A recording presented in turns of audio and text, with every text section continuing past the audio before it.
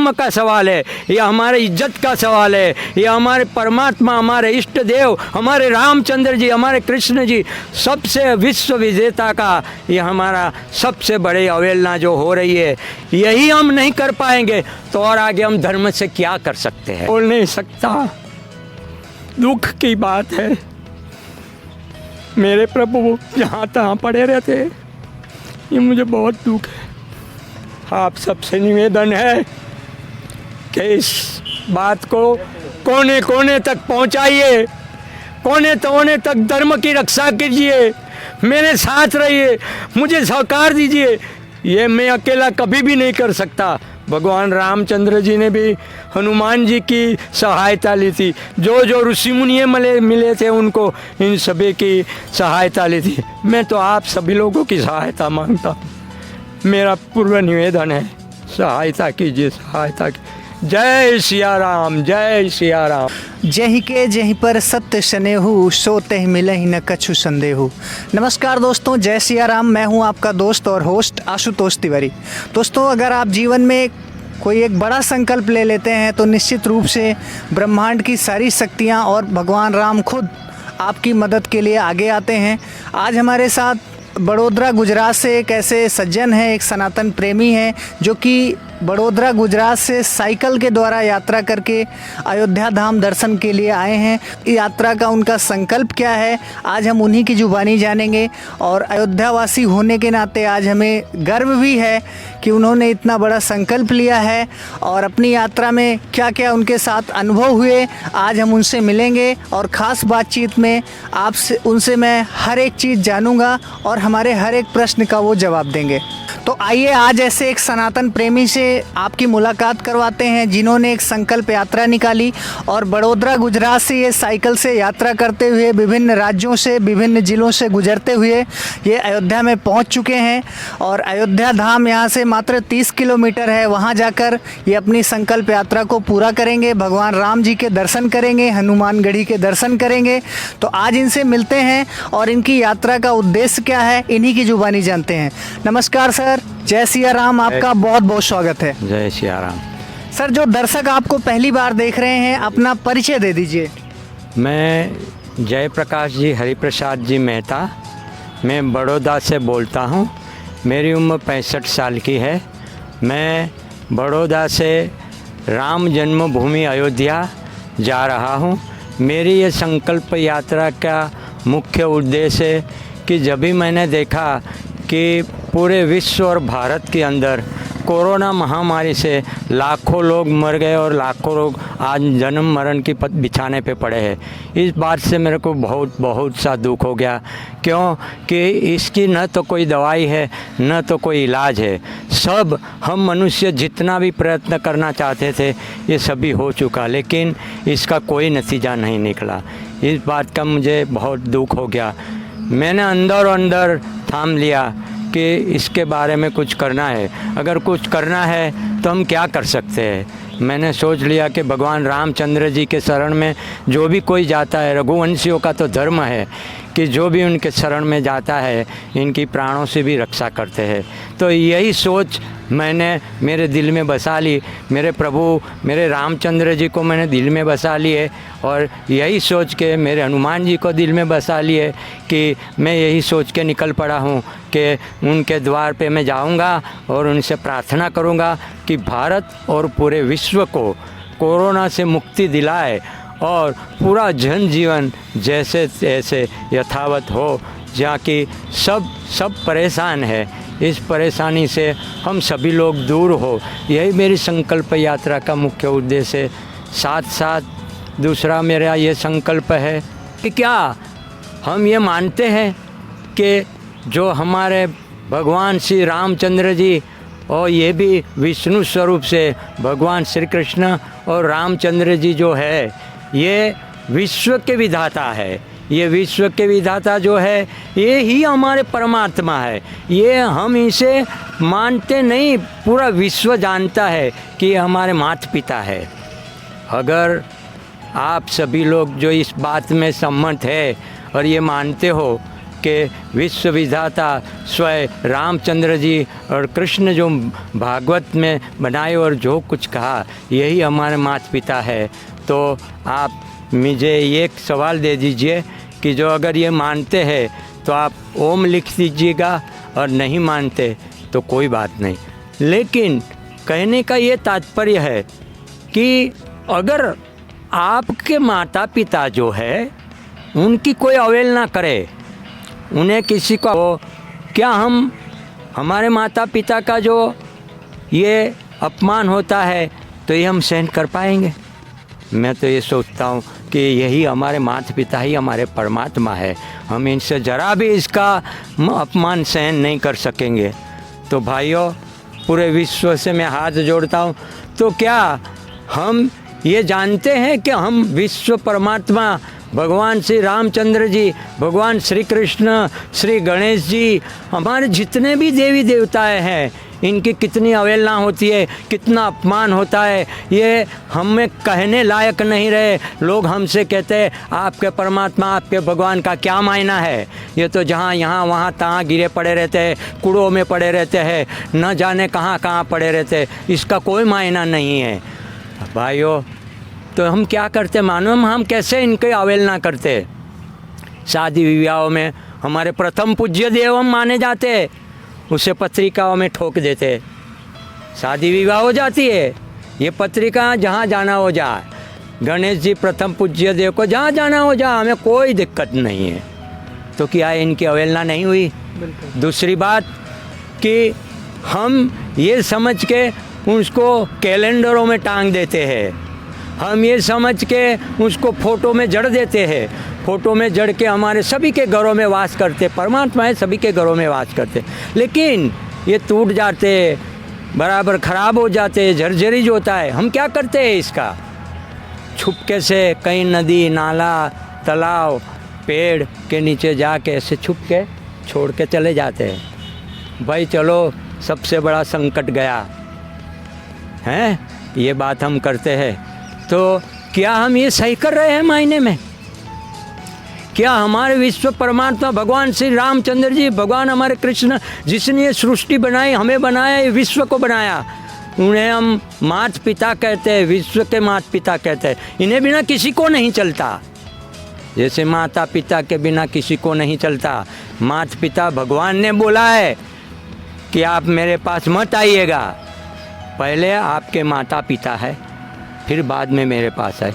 तो हम माता पिता का अपमान सम्मान सहन नहीं कर सकते, ये भगवान को कहीं जहाँ तहाँ छोड़ के इनकी अवहेलना करके। हम हिंदू धर्म से बहुत लज्जित है, हम देख भी नहीं पा सकते कि हमारा धर्म क्या है, हम देख भी नहीं पा सकते कि हम क्या करने जाए। वीटियों में जड़ दिए, कारों में बिठा दिए, बाहर दरवाज़ों पे लगा दिए। अरे भगवान तो कहीं भी बैठे रहते हैं, पानी आए, बारिश आए, हवा आए, जो भी आए वो आए, इनसे हम लोग एसी में रहेंगे, बड़े बड़े राजमहलों में रहेंगे, भगवान को कोई ज़रूरत नहीं है। भाई मैं ये आपसे निवेदन करता हूँ, प्रार्थना करता हूँ, भगवान श्री कृष्ण ने और भगवान श्री रामचंद्र जी ने बताए हैं कि श्री राम ने बताए कि जो क्षत्रिय है वो रामचंद्र की भुजाएं है, और जो बजरंग दल है ये हमारी शक्ति है।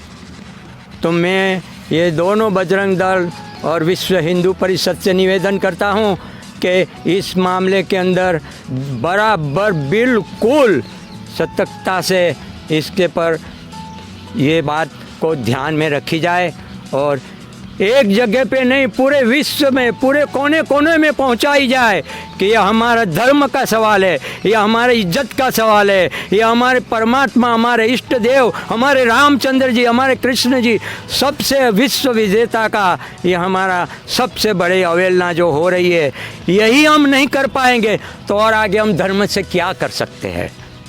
बिल्कुल। मैं तो एक छोटा हूँ, ब्राह्मण हूँ, मैं बोल नहीं सकता, दुख की बात है। मेरे प्रभु जहाँ तहाँ पड़े रहते, ये मुझे बहुत दुख है। आप सबसे निवेदन है कि इस बात को कोने कोने तक पहुँचाइए, कोने तोने तक धर्म की रक्षा कीजिए, मेरे साथ रहिए, मुझे सहकार दीजिए। ये मैं अकेला कभी भी नहीं कर सकता। भगवान रामचंद्र जी ने भी हनुमान जी की सहायता ली थी, जो जो ऋषि मुनि मिले थे उनको इन सभी की सहायता ली थी। मैं तो आप सभी लोगों की सहायता मांगता हूँ। मेरा पूर्ण निवेदन है, सहायता कीजिए, सहायता कीजिए। जय सिया राम, जय सिया राम, जय। रघुकुल रीति सदा चली आई, प्राण जाए पर वचन न जाई। तो बाबा जी ने बताया कि इनका भगवान राम पे अटूट प्रेम है, भगवान श्री कृष्ण पे अटूट प्रेम है, और जो अभी मानवता के ऊपर पूरे विश्व में और पूरे भारत में संकट कोरोना महामारी का चल रहा है, इनकी इस संकल्प यात्रा के दो मुख्य उद्देश्य हैं। पहला उद्देश्य है कि कोरोना महामारी से पूरे विश्व को निजात मिले और जो हमारी ज़िंदगी है वो पहले की तरह यथावत हो सके, और जो दूसरा उद्देश्य है, जो हमारे हिंदू धर्म के देवी देवताओं का अपमान होता है तरह तरह से विभिन्न माध्यमों से, वो अपमान बंद होना चाहिए, उनको एक सम्मान मिलना चाहिए। और जो इंसान जाने अनजाने में भगवान की मूर्तियों के साथ, उनके चित्र के साथ में जो अपमान हो रहा है, उसके बारे में ये लोगों को जागरूक करना चाहते हैं।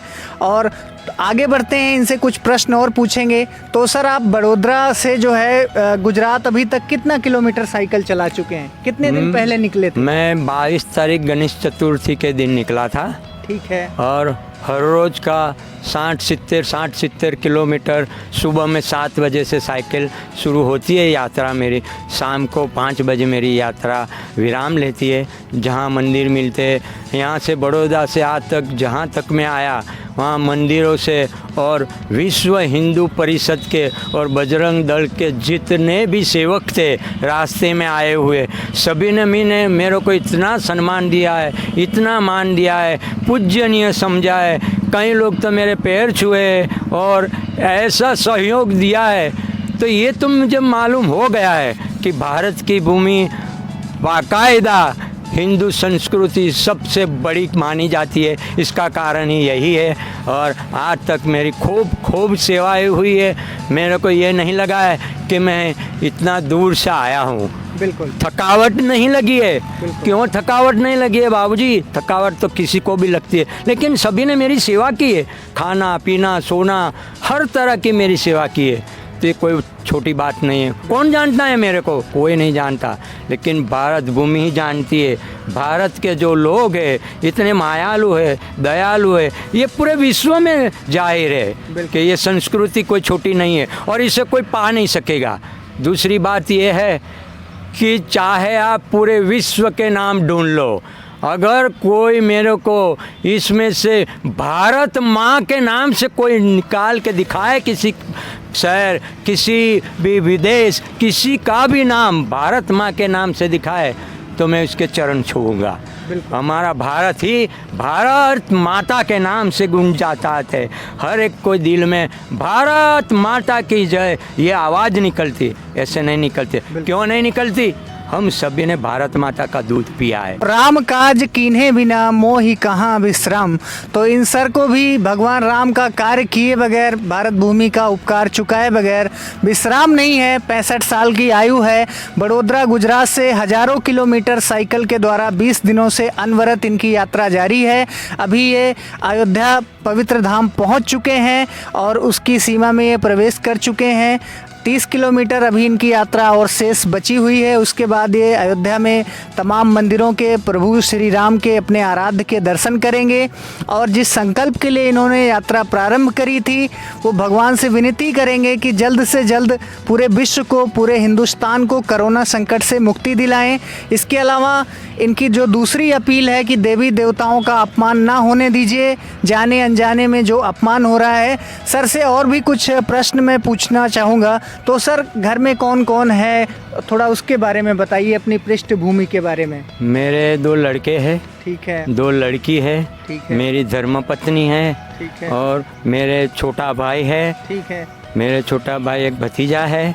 तो सर, क्या घर वालों को पता है कि आप संकल्प यात्रा पे निकले हैं? घर वाले को पता था। उन लोगों ने मेरे से मना भी किया कि आपकी उम्र हो गई है, साइकिल द्वारा इतना लंबा जाना, रास्ते में कोई है नहीं, न सगे न वाले न कुछ है। लेकिन मैंने इन सबको बताया कि देखो, मैं कोई शुभ काम से जो जाता हूँ तो आप लोग मुझे सहयोग दें इस बारे में और भगवान से प्रार्थना करें कि मैं ये कार्य में सफल हूँ। लेकिन आपके दिल में ये है कि मेरे साथ कोई नहीं है, लेकिन मैं कैसे मानूंगा कि मेरे साथ कोई नहीं? मेरे साथ तो परम परमात्मा भगवान श्री रामचंद्र जी है, श्री हनुमान जी है। बिल्कुल बिल्कुल। तो मेरे किस बात का डर, मेरे किस बात की चिंता? कोई चिंता मेरे को नहीं। और आप देख सकते हो कि इस हालत में आज मैं जहाँ खड़ा हूँ, आपको लग सकता है कि मेरी बदन में, मेरे स्वभाव में, मेरे बोलने चालने में कोई थकावट है? नहीं है। नहीं, बिल्कुल बस बिल्कुल। तो यही कोई भी थकान इनके चेहरे पे दिखाई नहीं दे रही है। आयु का कोई फर्क नहीं है, क्योंकि इन्होंने जो संकल्प लिया है वो इतना महान संकल्प है। पूरी मानवता की भलाई के लिए इन्होंने ये संकल्प लिया है। सर वैसे करते क्या हैं सर? आपका व्यवसाय क्या है वहाँ गुजरात में? आप क्या काम करते हैं? पहले हमारा पीढ़ियों से ज़माने से घड़ी दुरुस्त करने की रावपुरा रोड पे दुकान है। मेहता वॉच कंपनी कहते हैं। ओके ओके, हाँ, ठीक है। तो सर जो दर्शक, जो सनातन प्रेमी, जो राम को मानने वाले आपका ये वीडियो देख रहे हैं और आपके इस सुंदर कार्य में, इस पुनीत कार्य में आपको सहयोग करना चाहते हैं, कृपया अपना मोबाइल नंबर बता दीजिए ताकि आपसे वो सीधा संपर्क कर सकें और आपको सहयोग कर सकें। 9427927274। जयप्रकाश हरिप्रसाद जी मेहता, बड़ौदा, गुजरात। तो अभी चाचा जी यहाँ पे आप अयोध्या में कितने दिन रहने वाले हैं? आपका अयोध्या प्रवास कितने दिनों का है और कौन कौन से मंदिर घूमने वाले हैं? थोड़ा अपने अयोध्या भ्रमण का जो प्रवास है उसका कार्यक्रम बता दीजिए। देखो, मैं तो अभी पहली बार अयोध्या आया हूँ, न मेरे कोई ठिकाना है जहाँ पे मेरे को रहने की सुविधा मिल जाएगी। तो ज़्यादा से ज़्यादा मैं आया हूँ तो 4 रोज़ 4 दिन तक ठहरूंगा और मेरे प्रभु जहाँ जहाँ जितने भी है इनकी सेवा पूजा करूँगा, उनका नाम दूंगा, उनका भजन करूँगा। मेरी संकल्प ये भी है कि मैं सभी से ये भी कह चुका हूँ कि सब लोग ये हनुमान जी के, श्री रामचंद्र जी के चरण में एक हनुमान चालीसा का पठन करें और भगवान रामचंद्र जी के चरण में रखें, ताकि ये कोरोना मुक्ति से हमें सभी को मुक्ति दिलाए। ये बारे में भी मैं हनुमान चालीसा करूँगा और हनुमान चालीसा करके ये मेरा जो संकल्प है ये पूर्ण करूँगा और भगवान से प्रार्थना करूँगा। ठीक है। बहुत सारी संघर्ष और पीढ़ियों के बाद हम सनातन धर्मियों का, हिंदुओं का एक बहुत बड़ा सपना पूरा हुआ है, जिसके लिए बहुत सारी पीढ़ियां इंतजार करती रह गई।